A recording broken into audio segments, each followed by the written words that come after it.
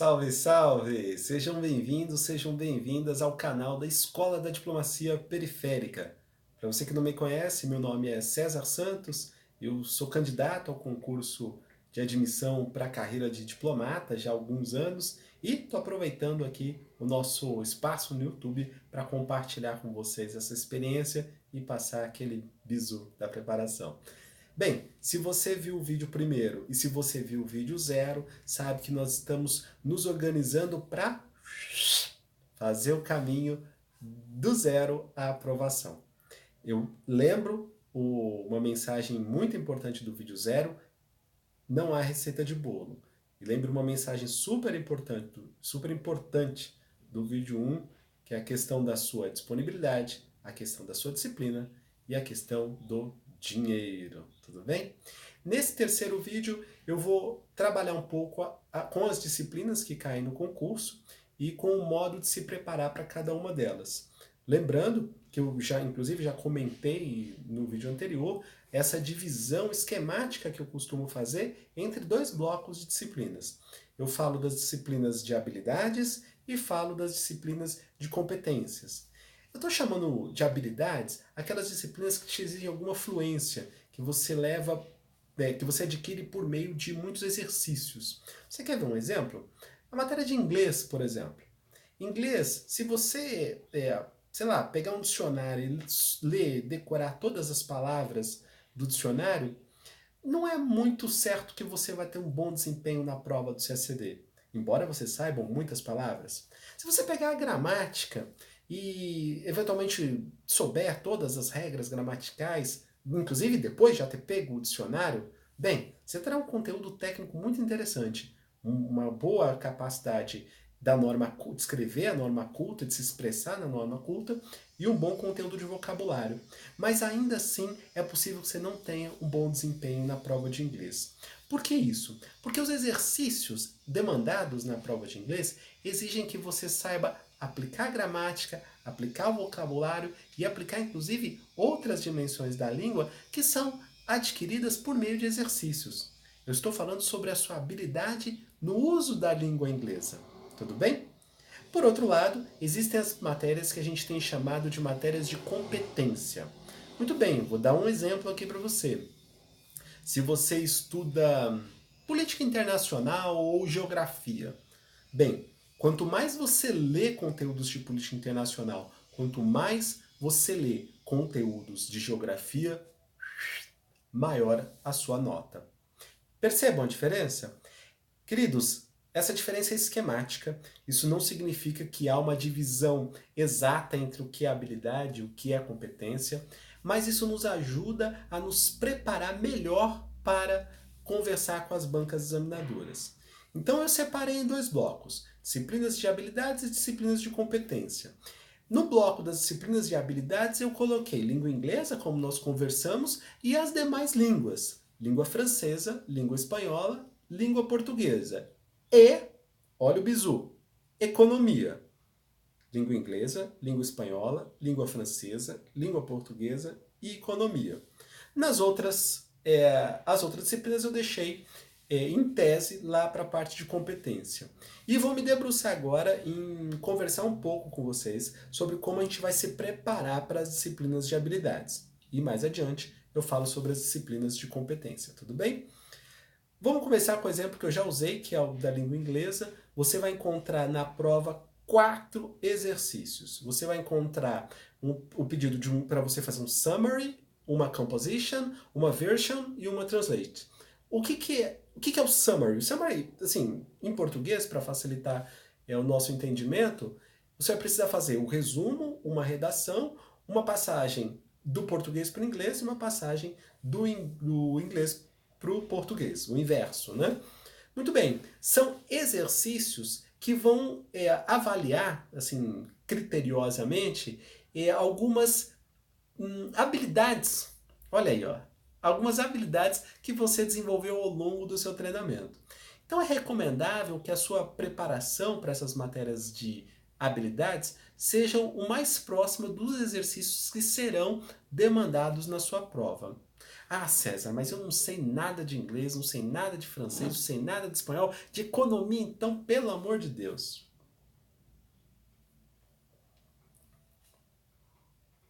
Hum, tudo bem, compreensível. Eu não sei se você já viu um pouco da trajetória que eu comecei, mas eu gravei um vídeo sobre a minha trajetória. Acho que está até no vídeo zero, se eu não me engano. Quando eu comecei a estudar para o CACD, eu sabia zero de inglês. Ah, fiz inglês no ensino médio, se ajudar. E é bom dizer que eu me formei no ensino médio em escola pública. Mas isso para dizer para vocês que é possível desenvolver a habilidade das línguas estrangeiras. Leva mais tempo do que o caso das línguas, das matérias de competência. As habilidades levam mais tempo, elas tomam mais tempo e devem, por isso, até ser priorizadas. Eu comentei isso no áudio de ontem, né? Na gravação de ontem. Se a gente prioriza as matérias de habilidades, a gente vai para a prova com essa capacidade mantida. Acho que o grande trunfo das matérias de habilidades é a regularidade da preparação. Então não adianta você fazer um curso de inglês para o CACD agora e depois só voltar para fazer o curso na fase da revisão. Isso não vai te ajudar muito. O pulo do gato para as disciplinas de habilidade é a regularidade. Tudo bem? Então, francês, espanhol, inglês, língua portuguesa e economia, elas exigem a regularidade. E quanto antes você começar, melhor. Então, como eu disse no vídeo anterior, eu queria reforçar aqui para vocês, contratem professores especializados nessas bancas examinadoras. César, a gente não conhece as bancas de 2019, não é verdade? É verdade, e essa é uma questão que a gente vai precisar administrar. E nós vamos administrar juntos, porque afinal de contas, a experiência que eu trago para vocês não é uma experiência por definição do futuro, né? Eu tenho experiência com as bancas e com o modelo de provas anteriores. Para o futuro, o que nós temos é tendências, e aí a gente pode conversar sobre as tendências. Em relação às línguas, César, qual você acha que será a tendência ou quais serão as tendências? Bem, futurologia. E o que é que a gente vai fazer para evitar a futurologia e não perder tempo? Pulo do gato. Aqui entre nós, olha, ninguém está ouvindo a gente. Você vai se concentrar nos fundamentos de cada uma dessas disciplinas. Os fundamentos. Aí sim você vai treinar gramática, treinar vocabulário e se organizar no que é básico, no que é fundamental. Teoria econômica também, no que é básico, no que é fundamental. Tudo bem? E aí sim, você fez uma preparação sem ter uma relação direta com a banca. Quando nós tivermos uma informação mais precisa sobre como serão as provas e qual será a banca, aí certamente o mercado vai oferecer os melhores profissionais para cada uma dessas disciplinas. Por quê? Porque de fato nós temos grandes profissionais no mercado que trabalham com cada uma dessas matérias para as bancas anteriores. Como esse ano a mudança foi profunda no governo e no Ministério das Relações Exteriores, é razoável pensar que essas mudanças impactem na seleção. Então, não adianta a gente também tapar o sol com a peneira. Mudou, haverá mudanças na prova também. Então, até lá, fundamentos. Fundamentos na língua inglesa, fundamentos no francês, fundamentos no espanhol, na língua portuguesa e na teoria econômica. Tudo bem? E aí, volto a repetir. Regularidade. Sem regularidade, essas matérias de habilidades, olha, é melhor nem começar, viu? Esse negócio de começa, para essas matérias é tragédia. Tudo bem? Então, você sabendo disso, quando você for organizar o seu quadro de horário, garanta, claro, cada quadro de horário é um caso, né? Mas garanta a regularidade desses exercícios. Tudo bem? Regularidade dos exercícios. Ah, César, mas dá para direcionar para a banca? Bem, você pode, inclusive eu fiz isso, você pode fazer isso também, pegar as provas anteriores para perceber qual é o estilo de banca examinadora que vem se desenvolvendo ao longo dos últimos anos. Isso é muito interessante, inclusive para você se concentrar nos fundamentos que serão mais exigidos.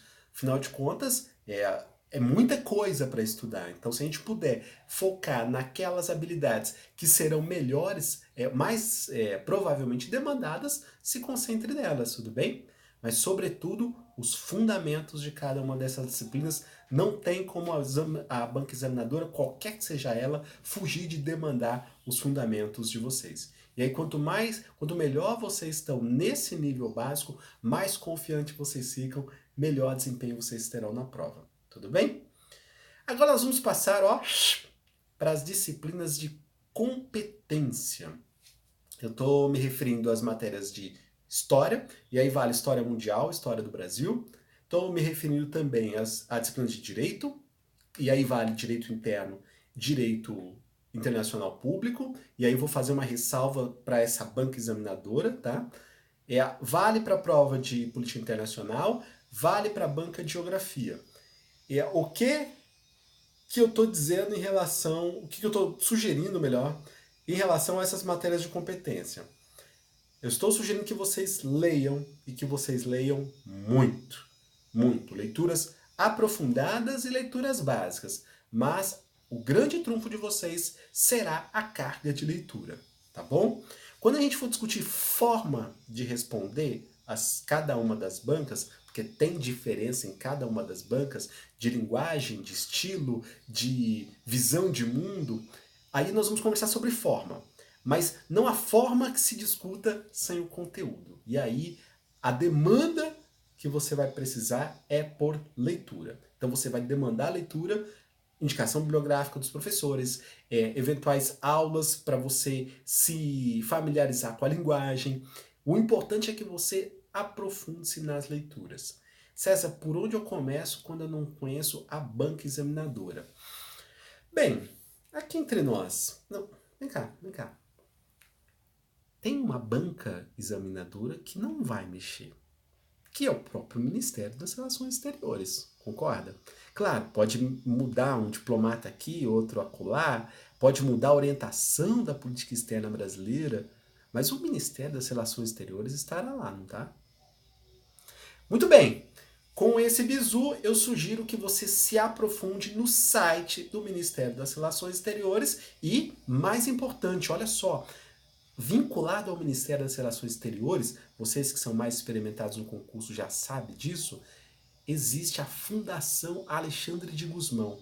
A Fundação Alexandre de Gusmão costuma ser a nossa salvação em relação à preparação para esse concurso.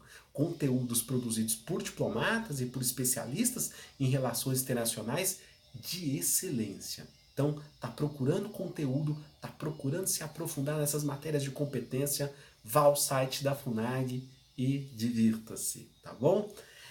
Isso é porque a gente não tem ainda o formato da prova, isso porque a gente não tem ainda quem são as bancas examinadoras. Então nós vamos, no caso das matérias de habilidades, eu recomendo fortemente que você volte aos fundamentos. Quanto melhor você está nos fundamentos de inglês, de francês, de espanhol, de português, de economia, mais confiança você se sente para fazer os próximos passos, tá? O feijão com arroz agora nunca foi tão importante. Feijão com arroz. Mesmo aqueles conteúdos que você jura que sabe, viu? Mesmo aqueles conteúdos. Feijão com arroz. No caso das matérias que exigem mais competência, ou seja, informação, eu recomendo fortemente que você vá ao site do Ministério das Relações Exteriores e ao site da FUNAC. E aí, leituras profundas. Tudo bem? Queridos, esse foi o vídeo 2 do nosso caminho do zero à aprovação. Espero que você tenha gostado.